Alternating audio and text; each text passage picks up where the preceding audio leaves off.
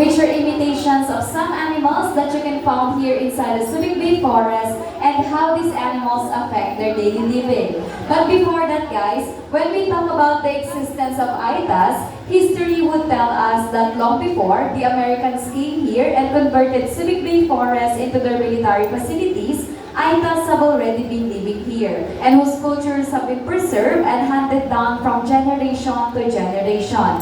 That is why we highly regard our Aitas as the true owner of Subic Bay Forest. Indeed, this is their ancestral land. So they are going to perform 4 traditional dances, and for their first dance, they have the dance or sayaw ng tutubi. So whenever our Aitas see a group of dragonflies swarming around, indicates the arrival of the rainy season. And along with the rainy season comes the planting season, and this is also their means of informing the whole tribe about the sudden changes on the weather. So ladies and gentlemen, our Aita brothers, to perform the dragonfly dance or sayaw ng tutubi, let's give them a round of applause.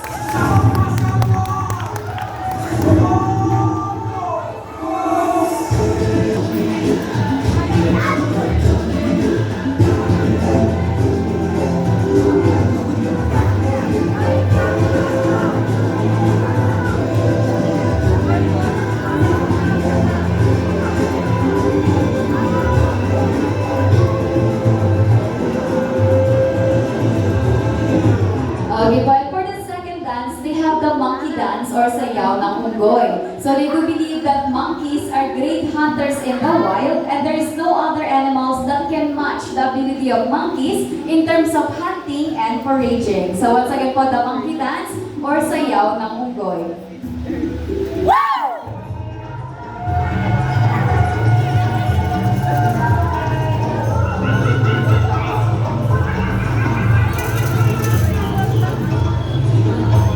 Okay, palakpakan naman po natin sila. And for the third dance naman po, they have the war dance or sayaw ng pagbabayani.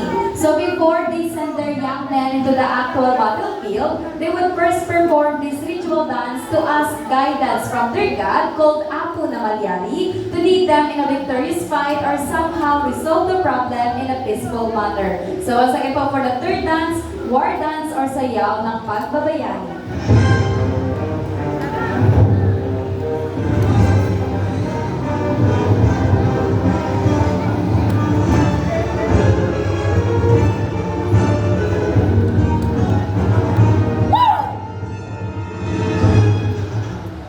Okay, and for their final dance naman po, they have the sayaw ng sigutin. It is originally performed by the younger generation, and it portrays a mock fight using sticks. Arnis is a traditional Filipino art of stick fighting, employing readily available weapon by simple people who seeking self-protection. And it is also a gentle imitation of martial arts sparring. So once again po, for their final dance, sayaw ng sigutin.